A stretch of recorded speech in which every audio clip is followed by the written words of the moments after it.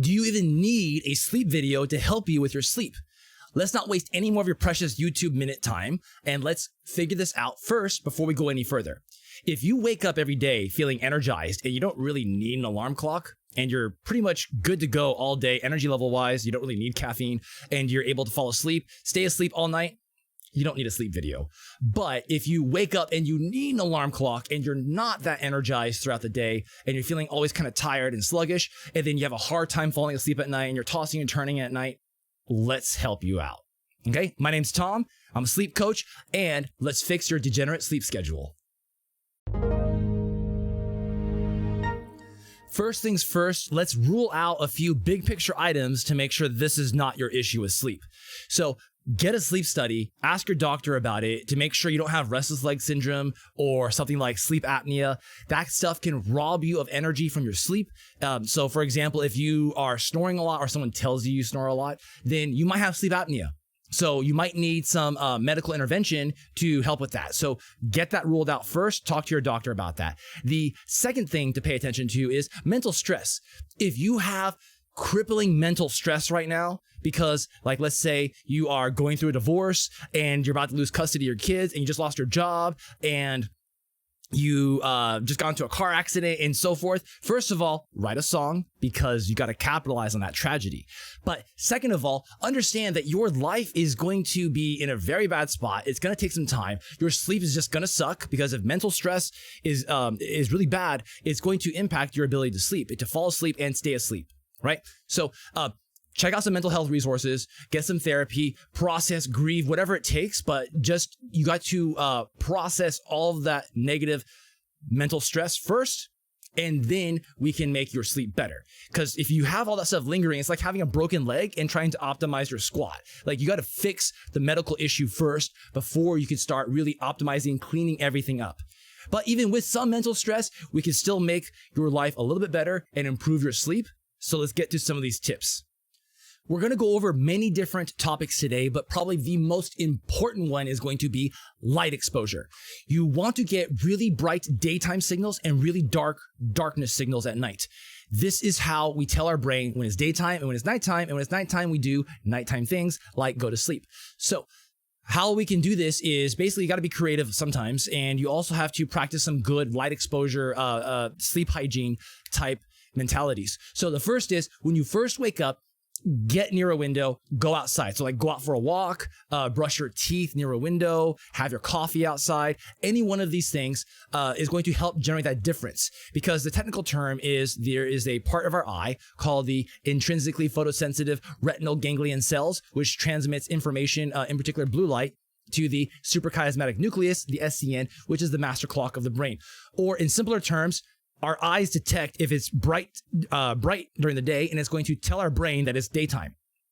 So we do daytime things like get active and move about. So if you are curious about how bright it is in your room or your environment, I suggest you get the app, the Lux Light Meter. It's a free app, and you can use your cameras basically to get some sense of how bright or dark it is. And so to give you some numbers, because I'm a numbers guy, the difference between daytime and nighttime, or I should say indoors and outdoors during the typical modern life, we're going to see a couple hundred lux indoors, like 50 lux, 100, 200 lux inside typical indoor lighting. And then outside, we are going to see 10,000 lux or 100,000 lux when it's daytime, or during the nighttime, we'll see like 1 lux, 0.1 lux. So the point is, we should be seeing some big difference between daytime and nighttime. Now, let's go through some tips for that. So we already talked about morning, try to get outside the best you can. Other stuff is like controlling your office or desk environment. So if you're a student or you are at your desk all day like I am, this is indoors, my garage, I don't have any windows in here. So what I do is I have a lot of bright flood lamps and floodlights behind my monitors, illuminating the back wall and ceiling, which creates a nice bright indirect light. And then at night, I turn that off. I try to get things dark if I have to work in here at night. Other stuff that you can do is you try to get things dark. Just again, really be creative to get things dark and be able to function and get your stuff done at night. So for example, when I brush my teeth, I will turn off the bathroom light. I'll instead turn on a closet light and close the door most of the way to keep things really dark. At night in my bedroom, I have some soft red lights, red LED lights that I stick behind my bed to just barely make the room visible. Obviously, don't hurt yourself and trip over stuff. But again, be creative with making your environment dark at night and be creative with getting the daytime bright light exposure through getting outside more often, like eating your lunch outside, or through using light to make things brighter. Couple of caveats is people might say something like, but Tom, I get headaches when things are too bright inside my room.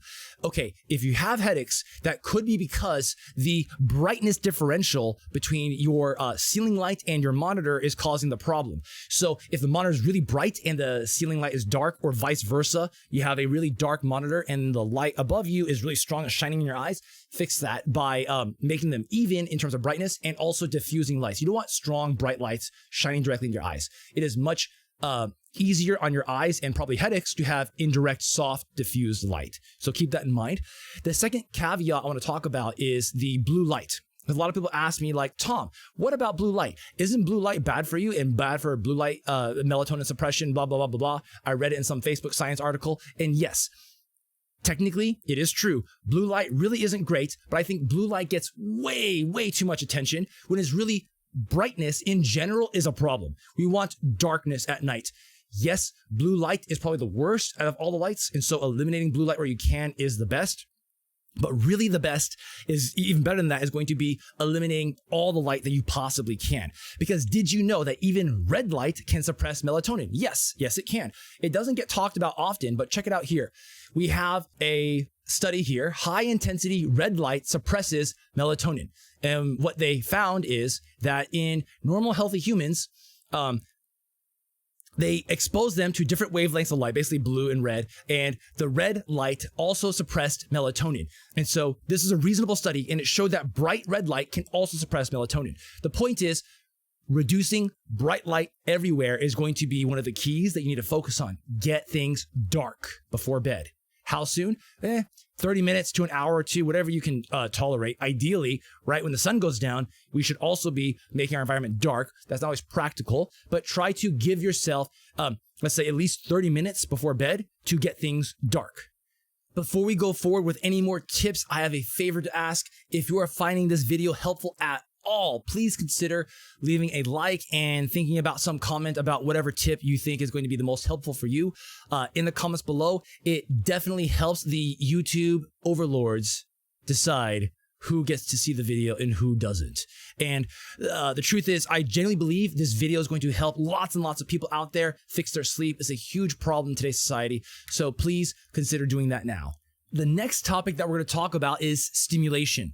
Before bed, you want to avoid anything that's going to be stimulating, especially emotionally stimulating, revving up your brain. So think about the worst possible combination that you could possibly do before bed. You are playing an adrenaline pumping game of Apex Legends or Fortnite, and you're socializing with your friends, and then you start messaging people on a dating app, wondering like, are they going to message me back? Did I say something stupid? Followed by doom scrolling on Twitter and driving up your anxiety. So all of those are bad for many reasons. So right before bed, they're going to stimulate your brain in all kinds of ways. Get those activities placed much earlier in the day, as early as you can. And then prior to bed, have some sort of bedtime routine where you're winding down like half an hour to a couple hours before bed, doing boring, non-stimulating activities. Things such as, instead of playing Apex Legends, you play Minecraft instead. Instead of reading something exciting like a fiction novel, read something really boring like a textbook, or brush up some skills on your trade or your job, whatever it is. I personally have a bunch of boring scientific articles that I have on my phone. I dim my phone to the dimmest setting, and on top of that, I use an app called Screen Filter, which makes it super, super dark. My phone is actually on right now, but you can barely tell because it's bright in here. But the point is, I want to make my screen barely visible Because again, we want darkness at night, but trust me, it's so dim that it's producing like not even 1 lux or so. So it is going to be super dark because again, it's very important to get that brightness during the day, and really think of just any activity they can do that is non-stimulating. So don't watch the news or like Game of Thrones at night. Go watch something very boring. Find boring alternatives to whatever you can do at night. I'm not going to be insane and ask something crazy like you should never turn on the screen or use any electricity or devices at night because of Facebook science says this one thing that you should avoid. I'm not going to do that because I know we are humans in the modern life. We're going to be using our devices. The point is choose something boring that's not going to be stimulating in thinking about your anxiety or interacting with other humans. None of that stuff. Okay. Now let's talk about insomnia. Like you're trying to actually fall asleep and you're having a hard time falling asleep. Fun tidbit. For most females, insomnia will hit them as they get ruminating thoughts trying to lay in bed, and then they will have a hard time falling asleep. But once they fall asleep, they're out for the rest of the night. Whereas for men, insomnia usually hits us, again, in the form of mental stress. It's going to hit us we can fall asleep just fine, but we'll start waking up at like 4 a.m., 5 a.m., 6 a.m., and can't fall back asleep. It's just ruminating thoughts about whatever it is going on in our life. So again, if you're dealing with mental stress, get some help. Go seek out some therapy or mental health resources. I'm a huge fan of Dr. K and their coaching program, so go check them out. I'll put some links down below. But if you're dealing with insomnia like that, get your mind to focus on something that is interesting enough to keep your attention, but non-stimulating and very boring and not really just, you don't want to be kicking up emotions inside your body. So think about something like pick a random number between 200 and 1,000, start counting down by 2s or 3s or 4s, something like that. It is interesting enough to keep your attention because you have to focus on it, but it's not going to stir up any emotions, at least hopefully it's not going to stir up any emotions for you. Now, you can do other stuff like reverse the steps in the day of everything you did. So, for example, right before bed, you brush your teeth. Right before that, you shower. Right before that, you clean the kitchen. Right before that, you made your dinner. It's so forth. So, like, go step by step of everything. But again, if this drives up your emotions because you said that one dumb thing to that one person and they're going to remember it forever, don't think about that. So again, we're trying to be smart about the non-stimulating thoughts that we have before bed. So some people like do podcasts or listen to videos or whatever. That's fine if it works for you. I find that stuff to be too stimulating because I have to focus my attention on it. Instead, I like to think about the boring stuff. Like try to, with your eyes closed, you're laying down in bed, try to recreate your entire room, every detail, every object in your room, and use that to be the focus of your mind, or every object in your house or apartment. Again, this is the theme. We're trying to think about something that's going to keep our mind busy. One of my favorite things that I do when I am trying to lay there and fall asleep is I will think about something I know a lot of facts about and just start reciting all the facts. So think about a video game perhaps that you like Pokemon. If you love Pokemon, you know every single Pokemon, start listing every single Pokemon. Go by let's say all of the fire type Pokemon or all the grass type. Name every single one, all their evolutions, and then move on to the next category. For me, I like StarCraft. I used to play this as a kid. I know all the units. So I'll go through each of the 3 races. And I'll start naming every single unit, what are their abilities, and the tech tree that for every race is so forth. It is interesting enough to keep my attention, but it does not stimulate any kind of emotions. Now let's talk about temperature. In modern society today, most of us have access to temperature controlling of our environment. So basically we have heaters or we have AC. So we kind of keep things at that nice, perfect 70 degrees or so, whereas our ancestors didn't have that. During the day, they would feel the temperature getting warmer, and at night they would feel it getting cooler. So this difference is something important that's kind of unfortunately lost on us. But if it's practical at all, do try to get your environment warmer or hotter during the day. So this could be going out for a midday jog, for example, or allowing yourself to get a little bit warm or hot. And at night, trying to get the room cooler. So speaking of that, for the bedroom temperature, it is far better to try to sleep in a room that is too cold than trying to fall asleep in a room that is too hot. If it is too hot, it is going to be very difficult to fall asleep. And the reason why is when we are trying to sleep, our body's core is going to drop its temperature. It needs to drop its temperature. And one of the ways that we do that is we are shunting our heat to our radiator parts. What are our radiator parts? Our radiator parts are going to be our hands and our feet and our head. So In order to do this, we need to have basically warm hands and feet, or at least don't let your hands and feet feel cold, because if your hands and feet feel cold, then you're going to get vasoconstriction, or basically the blood flow, it won't flow as well to your hands and feet, because you know how it is like in the winter, your hands feel kind of like cold and clammy and there's not good blood flow circulation. So you want to make sure your hands and feet don't feel cold. So if it's in the wintertime, maybe wear socks or slippers. If it's in the summertime, you probably don't need that because the ambient temperature is going to be warm enough that your hands and feet will feel warm without it. And this is also where you may have heard the tip of taking a warm shower before bed. This is because if you take a warm shower sometime before bed, like, I don't know, half an hour to 2 hours before bed, it is going to help basically it'll vasodilate up to your radiator parts, your hands and your feet. And so your core temperature can then send out the blood to kind of cool down. Because again, prior to falling asleep, you need to experience that drop in core body temperature. So there are some great studies I'm going to show. I'll drop some links down below. Great studies that showed pre-industrial societies and how they slept. And so it goes over these concepts about basically how things varied for their the day-night cycle of temperature and the brightness that they saw. These are fantastic reads. I strongly recommend reading these before bed because it's boring, like we talked about before, and it might educate yourself about how some of these things worked for pre-industrial societies. Very, very fascinating if you ask me. Now let's tie it all together with your circadian rhythm, which is basically your body's 24-hour clock. So what we want to do is do the same stuff on a consistent schedule for all of the things that we talked about. Stuff like waking up around the same time, going to sleep around the same time, light exposure, getting the brightness during the day, darkness at night, the activity exposure, where you're doing stimulating stuff during the day, boring, non-stimulating stuff at night, the temperature exposure, we're being exposed to warmer temperatures during the day, being exposed to cooler temperatures at night, your physical activity, your meals, all that stuff. Try to time it at the same time. So whether you are working out in the morning or the afternoon, just be consistent with it. Whether you're eating 5 meals a day or 1 meal a day, just be consistent with the timing. All of these things will start to stack together to anchor the circadian rhythm so that during the day, your brain knows it's time to be awake and alert. And at night, it is time for you to kind of relax, wind down, and fall asleep. Now I want to show a few different modern inventions that can help you fall asleep and stay asleep.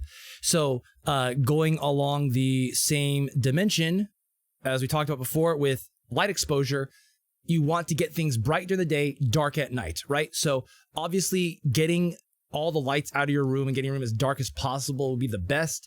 Sometimes that's not practical. A night mask can be very helpful. So I sleep with a night mask personally because I like to leave the window open to get a breeze, and I like to leave the curtains open to let the room get really bright in the morning when I wake up.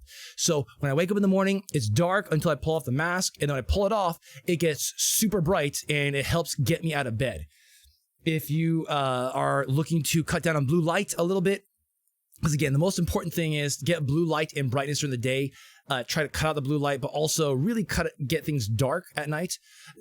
You can help with the blue light a little bit by using some blue light blockers. You don't need fancy ones. These are like $10. I have found these to be incredibly strong at cutting out blue light. And again, I do not recommend blue light blockers during the day. Finally, we have some earplugs.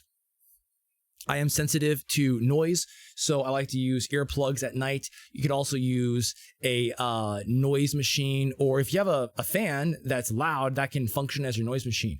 So for temperature, I also like to use an electric fan. Some people can use AC, but I like to have a fan off to make sure, basically, you don't want to be too hot or too cold. You want to find the right temperature. Opt to be maybe on the cooler side as you're going to bed. So my wife, she gets really cold, so she has all the blankets. I have like a thin sheet when I sleep, and I also have a small light fan blowing on my lower half of my body, my legs. So a little sleep tip here is I try to keep my core a little bit warmer and my legs and my lower body a little bit cooler. And so I do this through tricks like I will put a little extra layer, a thin layer on my chest and leave my legs a little bit more exposed with a thin sheet. And I do that because if I'm cold, then I'm going to bundle up naturally while still sleeping in the fetal position under the blankets. And then if I get too hot, I will kind of like open up and my legs will lengthen and kind of get exposed to the thin sheet and or fan that might be blowing on it, I'll naturally cool off and kind of find that right balance. At the end of the day, these are the knobs and variables to play with. Basically, for the temperature, don't get too hot, don't get too cold. The light exposure stuff, noise, stimulation, all of these are just the things to think about in order to get the best sleep of your life. And now I want to challenge you all to a 30-day sleep challenge to pay off your sleep debt. If you are carrying sleep debt, it can mask good quality sleep by making you still feel basically tired. So there were some great sleep debt studies done by someone named William Dement. I will drop some links down below for some of his studies done back in like the 60s and 70s, where they showed it can take weeks to pay off sleep debt, where people start sleeping 10 to 12 hours a day and they eventually taper down to just 7 to 9 hours per night. So here's how you should do the challenge. For 30 days, gorge on sleep. That includes taking naps. So if you want to take a nap, that's fine, as long as it does not impact your nighttime sleep. And essentially, put all non-essential stuff on the back burner, deprioritize that stuff, only take care of the essentials you need to get done in the day, and apply all of these tips to get the best sleep of your life and to sleep as much as you possibly can. And what you should expect is, in the first week or two, you are going to be sleeping 10 to 12 hours a night, possibly still feeling tired. That's okay. That's normal. As the weeks go on, as you get closer and closer to day 30, you are going to be feeling more and more rested and needing less and less sleep as you slowly taper down to about 7 to 9 hours of sleep. So the goal is you should be feeling rested when you wake up. When you wake up in the morning, you should feel energized, ready to go. Pretty much all day, you are not feeling tired, with the two exceptions of right before bed, you should be getting tired because that's when we naturally get tired. And the second exception being early afternoon, post-lunch. That's a very normal time for a lot of humans to feel that post-lunch drop in energy, kind of needing the siesta. The siesta is a thing for a reason for many cultures. So those are the two exceptions. Other than that, after the 30-day sleep challenge, you should be feeling pretty energized, brain fog gone. That is one of the few things that helped me with my brain fog, was getting more and more sleep and gorging on sleep. 30-day sleep challenge, let's do it. I hope that video was helpful for you. Also, we stream on Twitch. We do diet and fitness streaming, helping people lose weight, gain weight, whatever it is. We also do some gaming with my wife, Helen. Lots of memes, lots of production value. So it's always a lot of laughs. So come by, check out our Twitch channel, twitch.tv/TominationTime. And I hope to see you all in the next stream. If you like the content, comment, and subscribe on YouTube. Also, follow us on Twitch and leave the notifications on. Feed your brain, feed your body, and see you next time.